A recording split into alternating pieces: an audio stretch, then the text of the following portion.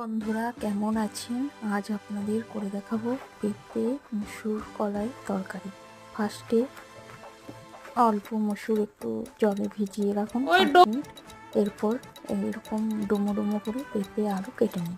এরপর কুকারে পেঁপে আলু মসুর কলাই একটু সিটি দিয়ে নিন, একটি কিংবা দুটি।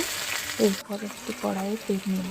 তেলে পেঁয়াজ কুচি, টমেটো কুচি, তেজপাতা, শুকনো লঙ্কা ফোড়ন, নুন, জিরে ধনে গুঁড়ো, হলুদ দিয়ে ভালো করে কষিয়ে নিন। একটু টমেটো দেবেন। এরপর যে সিটি দিয়েছিলেন পেঁপে আলু সেটি জলদি খুলে মশলাটিতে ঢেলে দিন।